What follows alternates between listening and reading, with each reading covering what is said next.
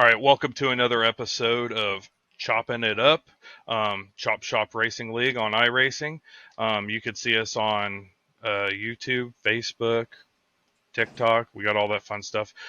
Today I got a special guest, the Season 2 Truck Champion, Colby Hartung. How you doing, sir? What's up?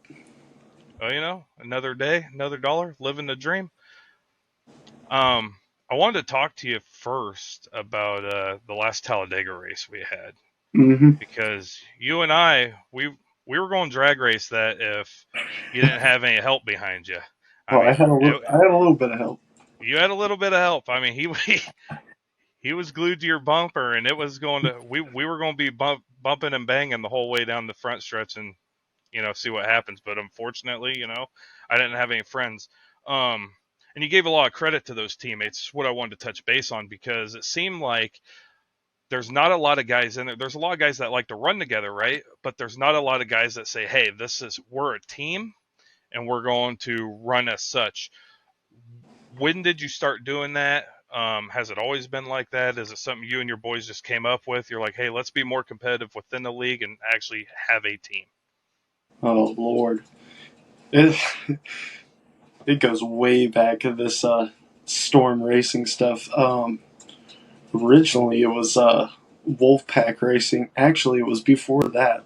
Honestly, it started with me and Wes meeting up on NASCAR Heat Evolution. Actually, that, that piece of crap Classic. game. I know.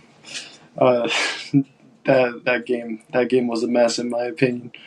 But yeah, it all started back there when we were running NASCAR heat leagues with only like about 10 guys, and me, Wes, and Andrew were three of them.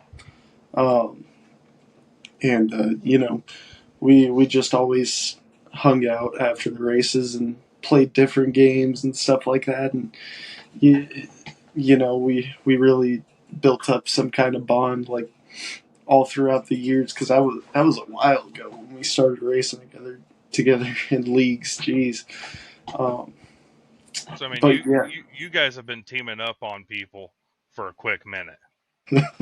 it works, doesn't It it? I mean, it paid off for you in that Talladega race. Let's go over the fact that you won the 20 or the season two. Um, you won the championship there, and as we talked, you got your trophy. It's not printed right, but you got your trophy. Um, that was at Kansas, if I remember right. Right? The championship race Yeah, that was at Vegas. Vegas. That's right. That's right. Because I remember you begging me to get out of your way because you were about to lap me. And I was nervous, man. Strike Striker was hot on your heels, right? Oh, he was 3/10 off my butt.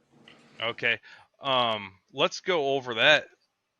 What's it like to be able to put all the pieces together to even be one of the guys competing for, like, you knew before that race started, you were like, if I can win this, I got it. What's that like, just the season coming together? Oh man, at first, I don't know if you're aware of him. I don't know if you were racing in the beginning of the season, but we had a guy called Aaron Smith, and he, good lord, he was fast. I could not beat him to save my life, and I I went full sweat mode to try and beat him. I practiced like every day on for like every week in every race for however long he was in there because I wanted to beat him. I Right. really wanted to beat him, and during that time I really found some you know tricks that really sped me up and gave me a bunch of tenths of lap time everywhere and saved tires while going fast at the same time. Um, I think Aaron chose to stick with another league, which made it interesting. It was kind of weird because, me and Aaron always slugged it out in races because I was trying so hard to beat him, and he just effortlessly beat me every time. And you know, he was just so good, and I didn't feel like I had anything for him. I mean, I'm pretty sure it was obvious that me and him were the one and two, but once he left, it was really weird because I kind of just gave. I I wouldn't say gave up, but I put a lot less effort into practicing. I was like, I, I don't know. I worked so hard, and it was just mentally breaking me to sweat that hard to go the type of speed I needed to go to keep up with him. And I I used to join the lobbies like right when it started, but like now you see me coming in like the last 15 minutes and not practicing at all. And uh, practice definitely matters because I definitely haven't been uh, as good as I was at the beginning of the season. But come playoff time, I only got my first win. What at Richmond, the second to last place at the second to last race of the playoffs, and that was kind of an odd win because Striker and I don't remember the other guy's name, but I was not the fastest that race, and we had a moment in that race where pit strategy mattered, and we all the leaders, I think it was me, Nate, and Striker at the time, had to start in the middle of the field, and I'm pretty sure someone spun out and took Striker out and gave him a bunch of damage, and I shot the gap and made it by. Well, everybody fast up front got involved in that wreck, and you know, we went all the way to green white checkers, and it just couldn't go green for a lap. So I just kind of lucked into that win, and the same exact thing happened in the playoffs at Pocono, where I just stuck it out on two tires because everyone kept wrecking out of the first corner, and I hung on to that, which got me into the next round. And um, I think I got one more win in that, which got it was Darlington. Darlington was a stressful race. I don't think if I don't think if I didn't win Darlington, I would have been I probably would have been in the championship four, but I wouldn't have felt very confident about it because that Darlington race, oh Lord, Cam had a rocket up his ass at the end of that one, and Cam is such a good driver.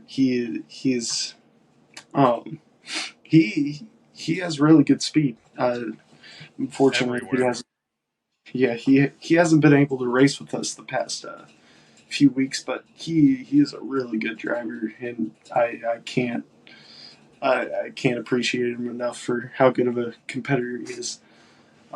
But me and him slugged it out for the last 30 laps of that Darlington race, and I ended up pulling off the win, even though he made a move on me, and I'm pretty sure I dove it into the corner and um, parked it to keep him from getting around me in the last few laps. But oh man, that locked me into the championship four race, and I'm saying I wouldn't have been confident going into that race because that Charlotte race, the race before the championship race, was terrible.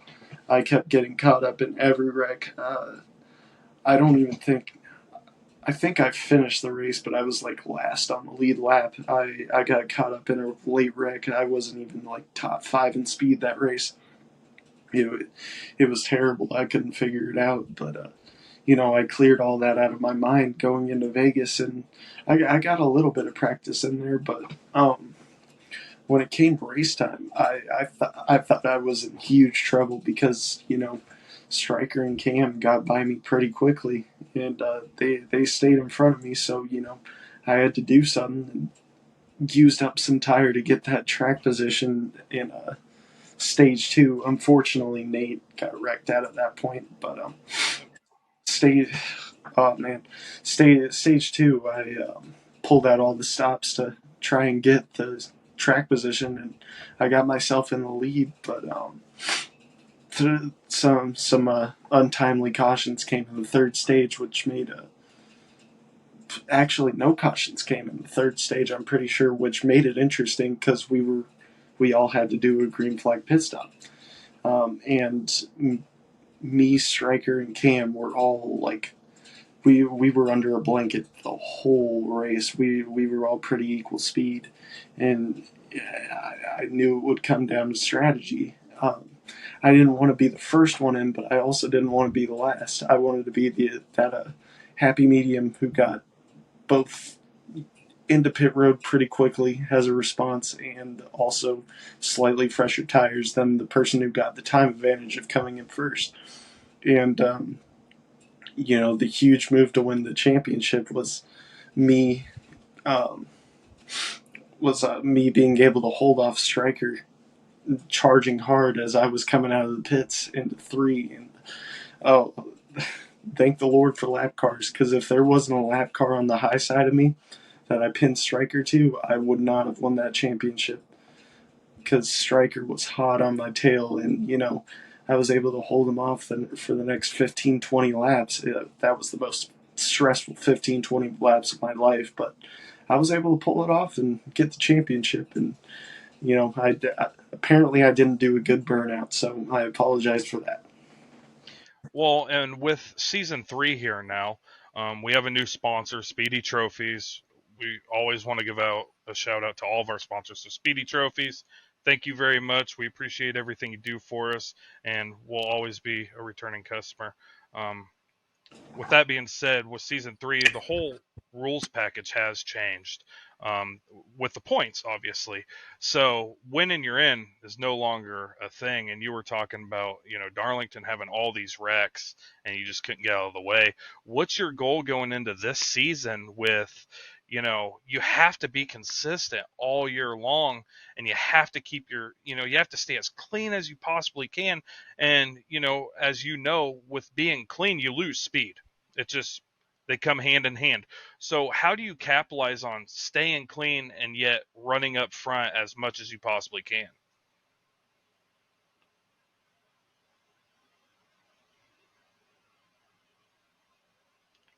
I lost you on your volume.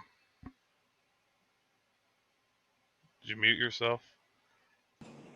You got me back. There you go. Yep, yep. Yeah, with being consistent, not getting in wrecks, it's really hard to do, because with these oval races, you never know what's going to happen. Um, in the oval races, it's there's always a little bit of randomness in it, opposed to like an IMSA race where if you're the fastest guy, you're probably going to win. In oval, that's different, because there's so much strategy that comes into it, and avoiding wrecks, and you know, honestly, not even the fastest person wins most of the races. And it it all comes with my consistency. Honestly, my theory is whoever saves the most tires is the one who's going to win that race. So my goal every race is not to necessarily be the fastest, but I want to be the one who saves the most tires and is able to stretch good lap times for the longest possible time I can. Um, and with the way iRacing is now, tires are tires are everything. And if you could save them, you will fly by people. But if you don't, you will fly straight to the middle of the pack, and um, yeah, you're most likely going to get caught in a wreck, depending on who you're racing around. But And it, there's a lot of fast guys in our league. I mean, like Nate is phenomenal at saving his stuff, and he's very fast.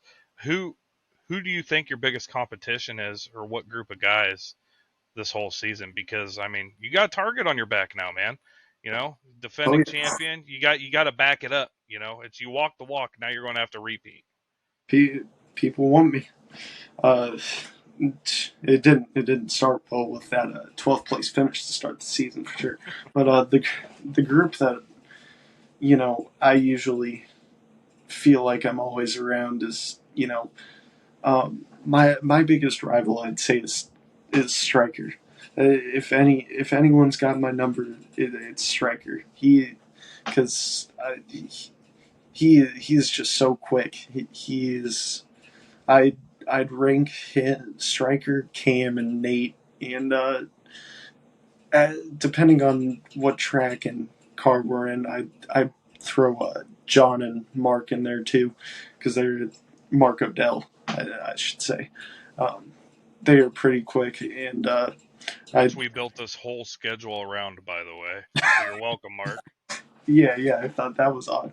Um, he's gonna make every race, or he better. Right. So I mean, everybody's going to know. Like in all honesty, every time Mark races, it seems like he's up front, right? Mm-hmm. But we've never seen him run a full season, or I haven't at No, least, and I'm sure there's not a lot of guys that have. So is it? Do you think maybe it's just a freak thing? Like, he runs up front, but can he be consistent in doing it week in and week out? Because, I like you said, mean, you got to avoid all the trouble too. oh yeah. That's always a thing. You could always get caught up in the trouble. Usually, when I'm running around those guys, I feel like I could pull off a little more riskier moves because those guys are very They're better clean. drivers. Hmm. I'd throw Caffrey in there too. Even with his Aussie net coach, he's still one of the cleanest drivers in here.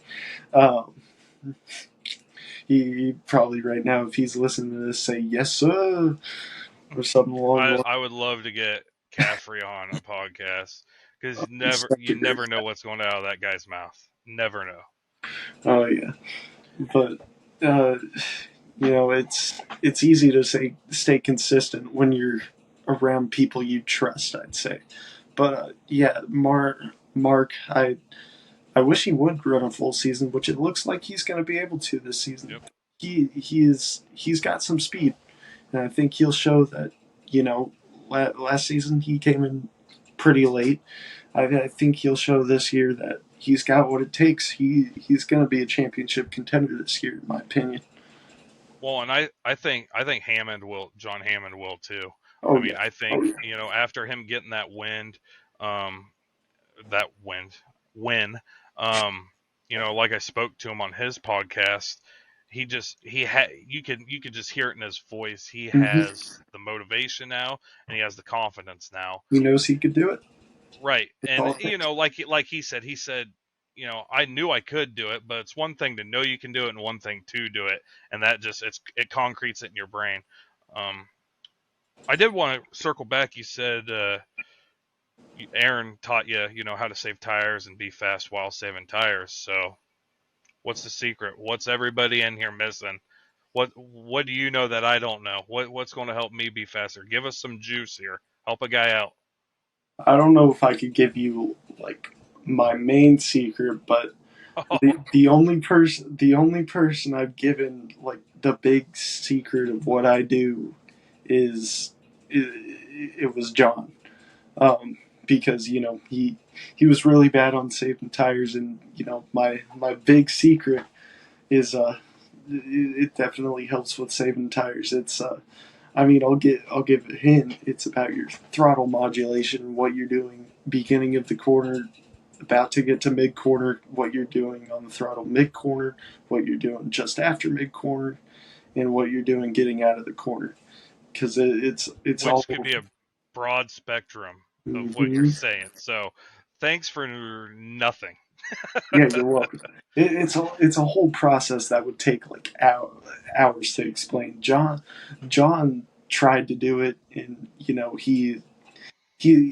he's been working on it, but his muscle memory is just killing him with trying to do what I do.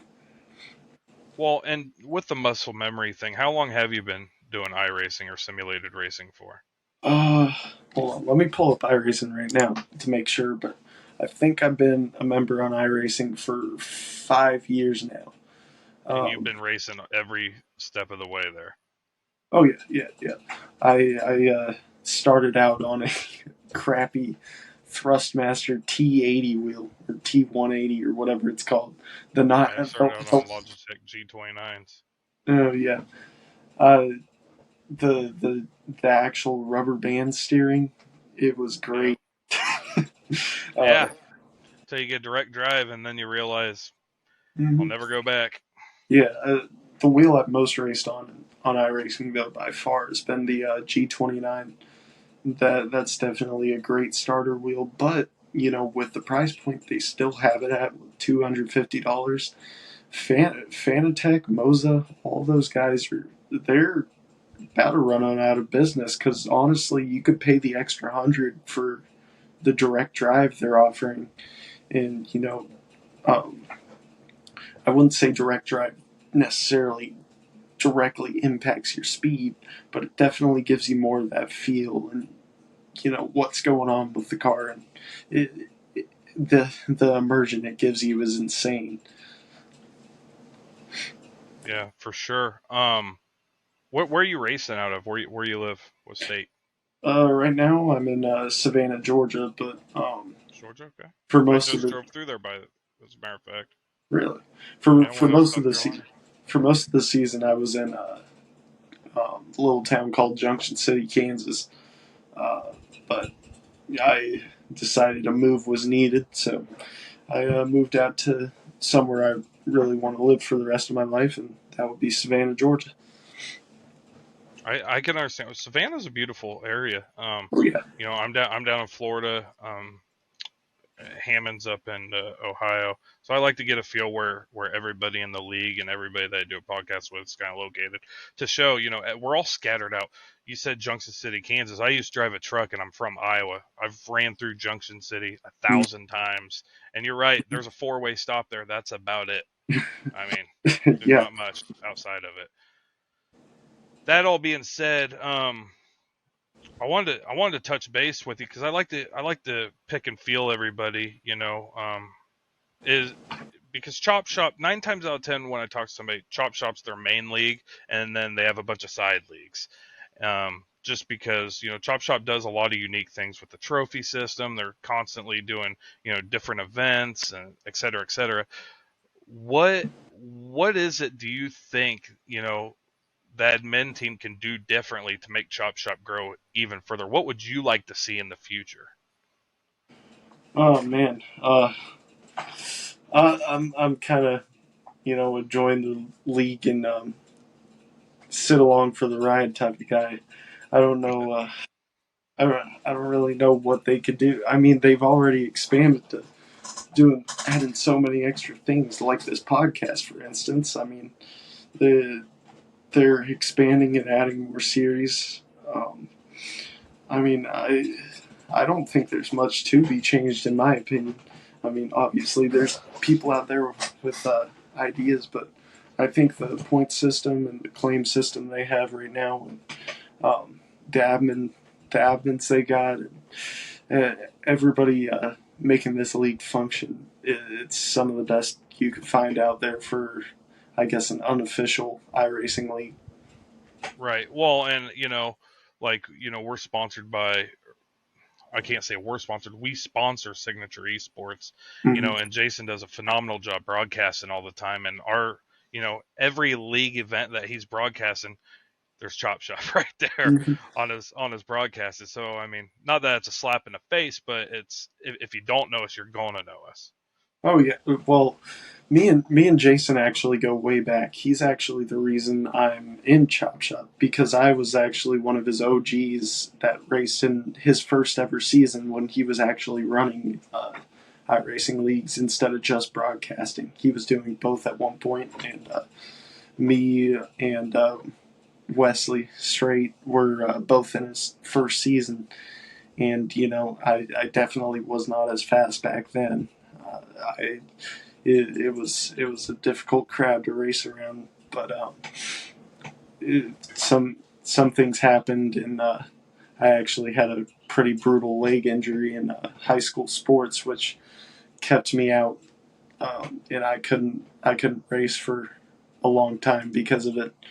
Uh, but when I was able to come back, I was looking for leagues because I took a break from iRacing for about a year.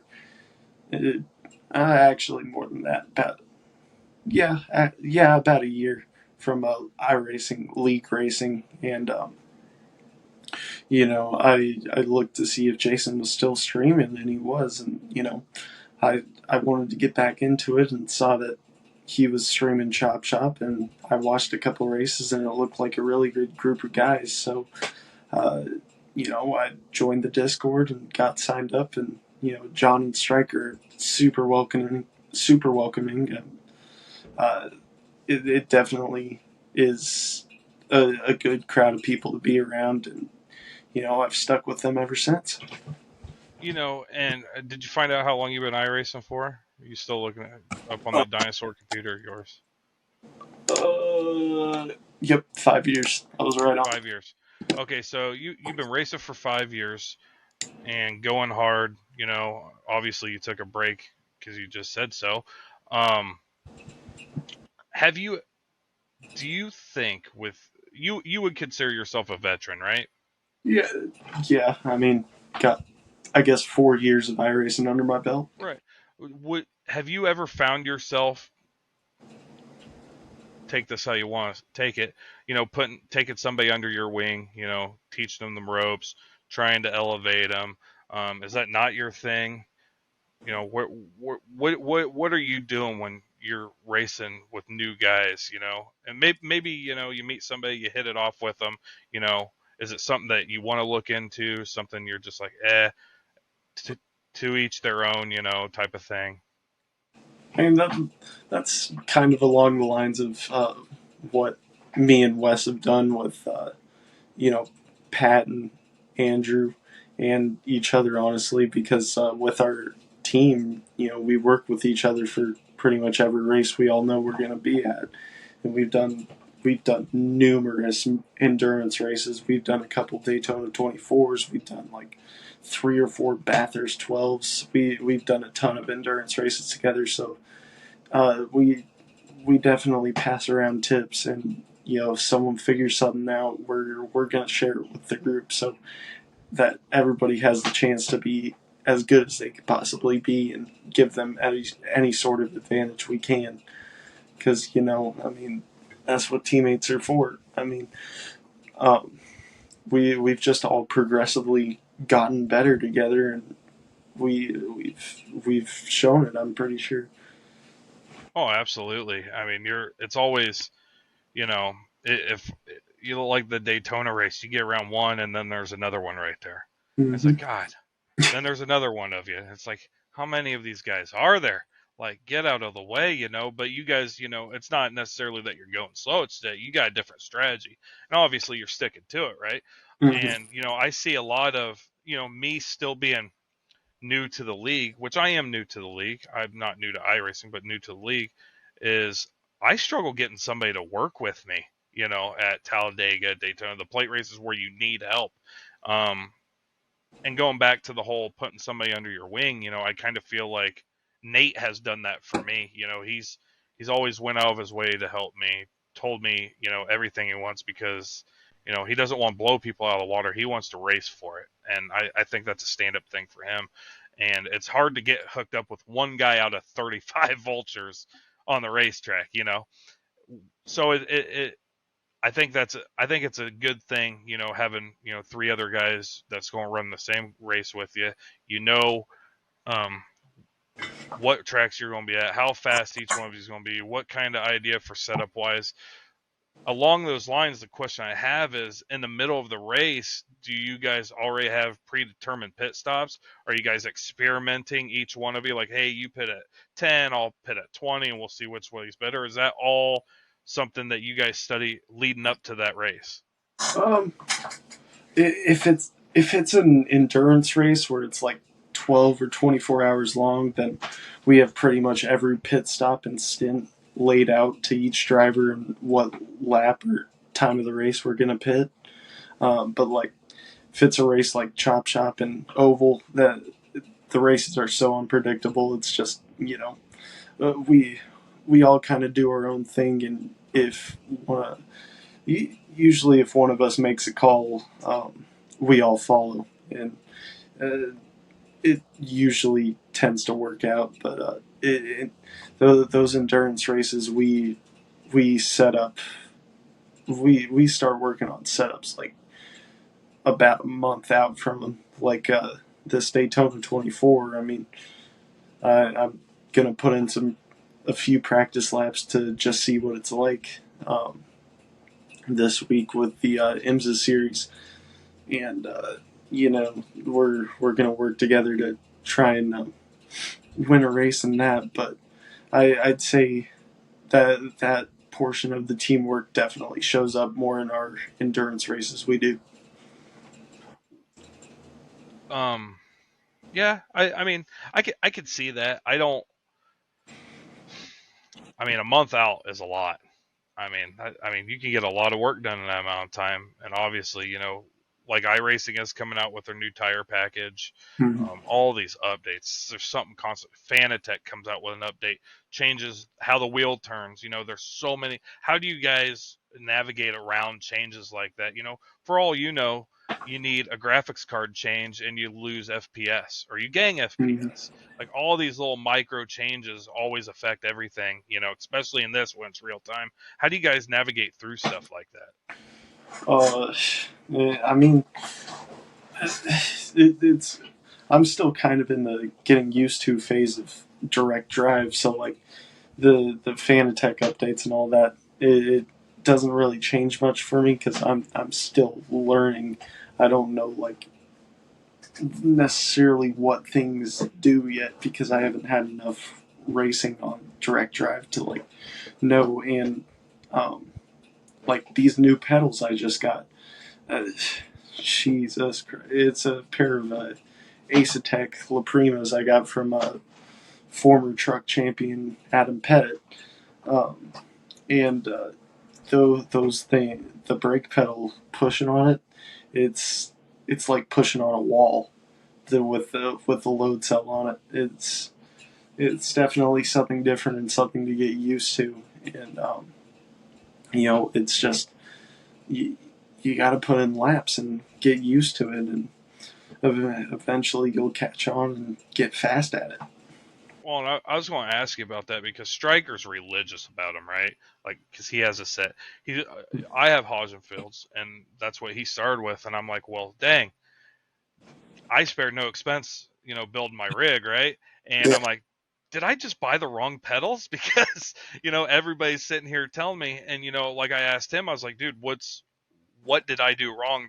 Should I got the ones you got? Should I got what I got? And he said, you know, the there is a difference between them, when it comes to how much the pedal travels, but he goes, as for quality, neither one of them have an upper hand.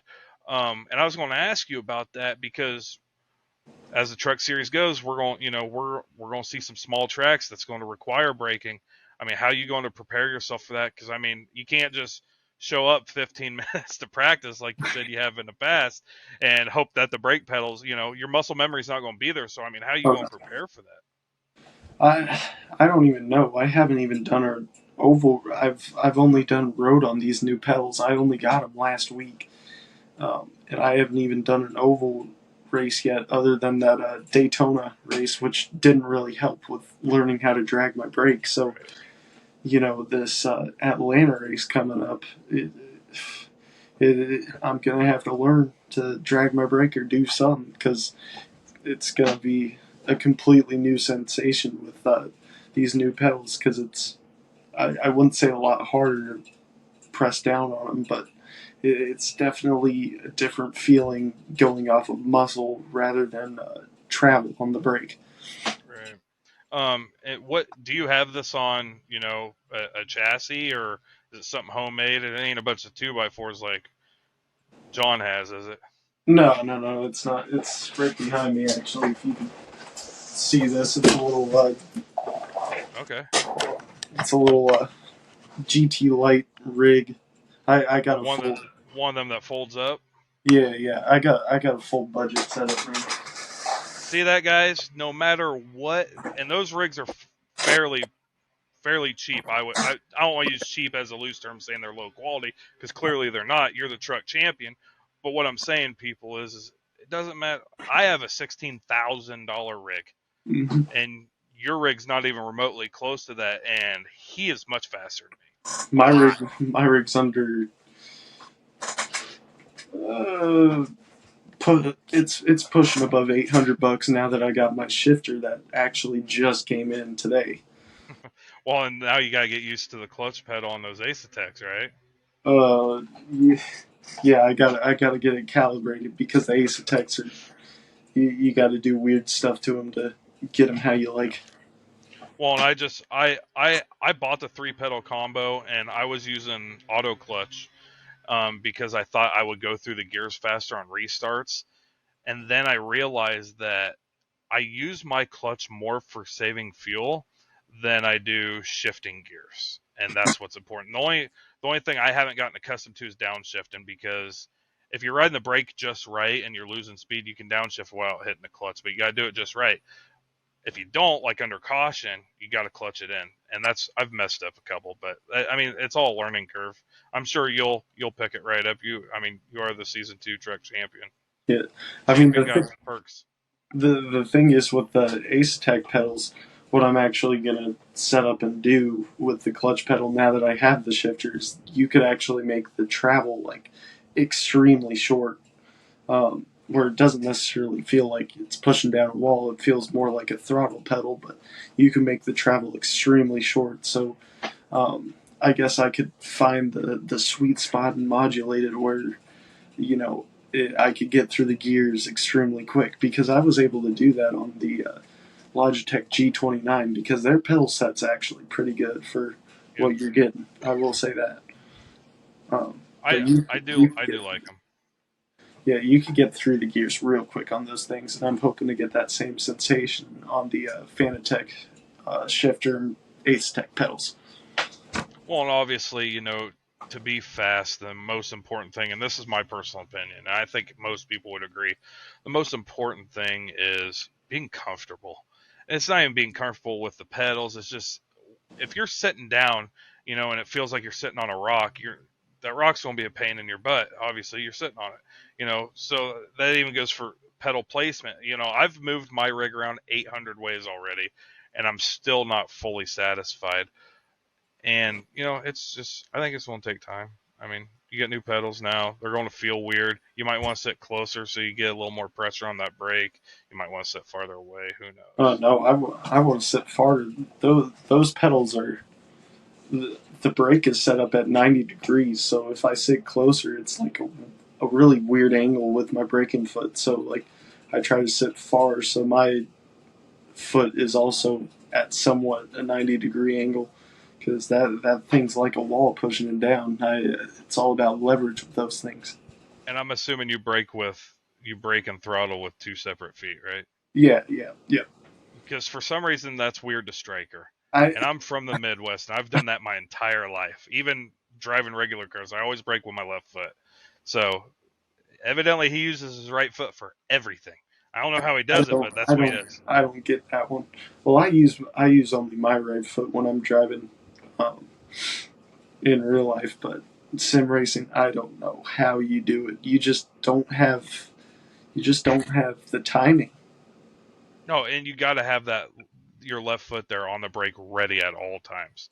I Mm-hmm. mean, I fully I think the only time I'd heel to toe my gas and brake if I was doing road course stuff, just so I could shift quicker. But other than that, I mean, everything's sequential anymore. I mean, the clutch is literally from a dead stop to start going. I mean, Mm-hmm. even in the actual Cup Series, if you watch, for some reason, some of those guys actually use the clutch. I don't know why. Kevin Harvick's not one of them. Kevin Harvick, he floats the gear every time. He just lets her eat.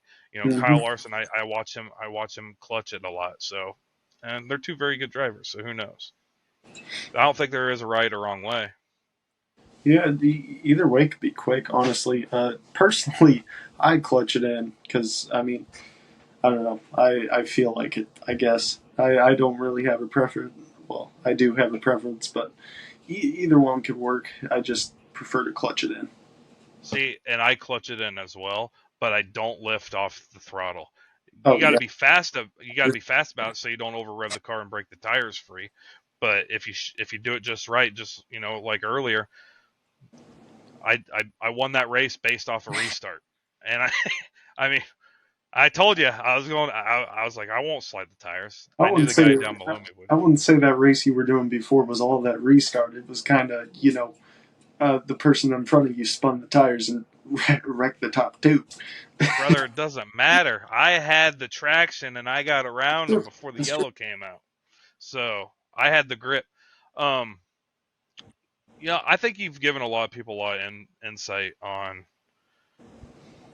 what it takes to get there, the consistency level.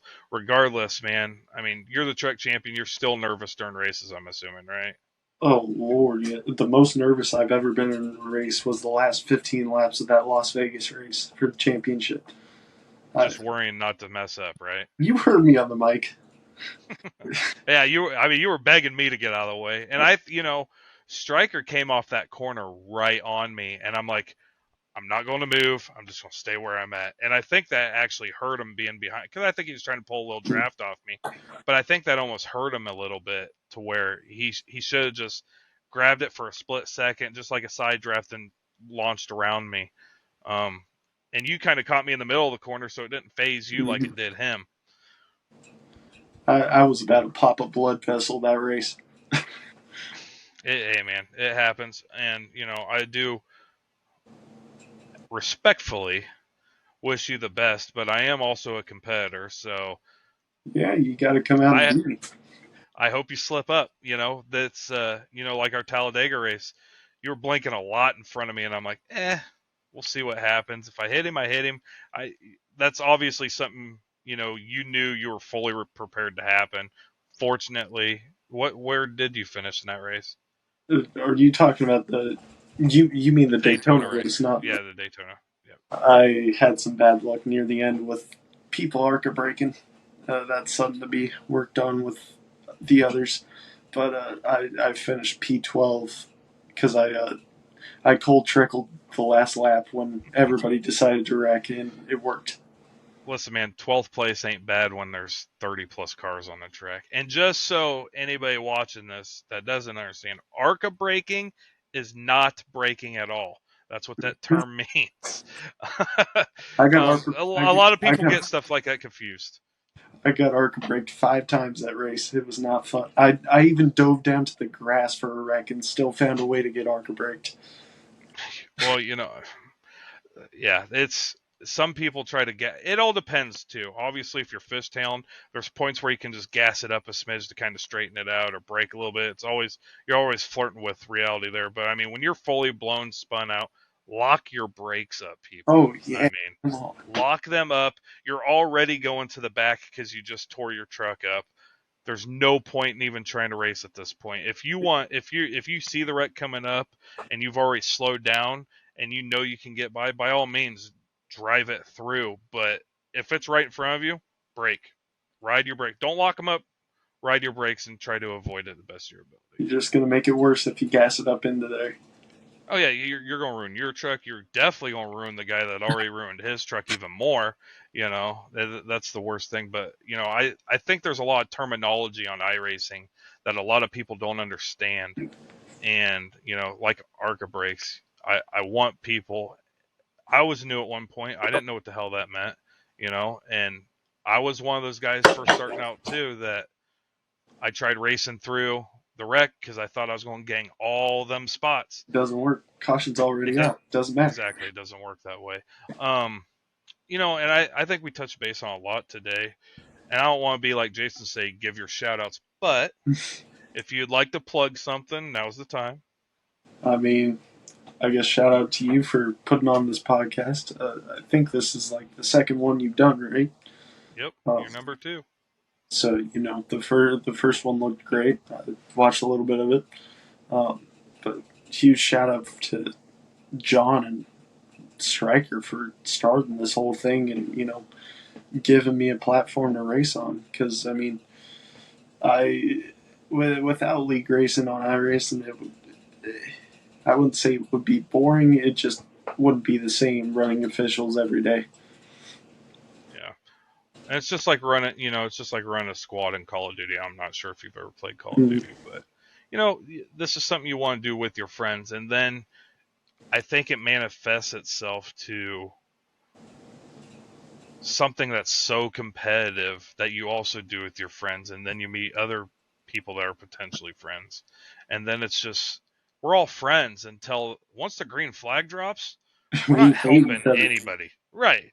No one's helping anybody. If I have a plan and I'm telling you to drive around me, it's because I'm saving for something, Yeah, and I think we're that gets in the next guy's head. we're all in the trucks complaining the whole time. you, you could hear. I'm sure everybody at some point in every race has like thought, "Wow, this guy's an idiot. Get him off the track." Well, and I think I don't want this person to take this the wrong. I ain't even gonna say his name. There is a certain somebody, right? I think you know who I'm talking about, and he's come a long way. He really, even since I've been here, he's getting faster. He's still doing stupid stuff from time to time, but at the end of the day, I ran right next to him at Daytona in our truck race. Never had a problem with him. He never tapped my rear end. I never tapped him. He never sideswiped me. And it was guys that I've never met before, that door slammed me for no reason. And fortunately, I believe I'm a good enough driver to keep my stuff straight. 9 times out of 10, when I spin out, I'm doing it to myself because I'm an idiot. You didn't listen to that spotter at Daytona. Yeah, exactly. That was which no one's ever seen me do something stupid like that. So that's why I don't think I caught much grief on it. And I was the first one to admit, I'm like, dude, he said I was clear, and by the time I went up, I was not clear. It was just one of them freak things. But you live and you learn. Mm-hmm. Anyways, Mr. Colby, I appreciate you being on here today. I appreciate you giving your 2 cents on everything that we talked about. I'm sure this won't be the first time you're ever on this. I want to get to the point as the series goes on and stuff happens. There's going to be rivalries between people. I like to touch base and kind of stir the pot a little bit, and go from there. All right, sir. Yes, sir. Thank you, everybody, for joining us on the second episode of Chopping It Up with Season 2 Truck Champion Colby Hartung, trying to go back to back for another one. Different point strategy this time. Can't just win and you're in. You got to show up. You gotta show up. You got to stay out of trouble. Thank you to the truck sponsor, which is Speedy Trophies. Thank you to John and Stryker and all of our admins for everything you guys do. And we'll catch you on the next episode of Chopping It Up. Goodbye.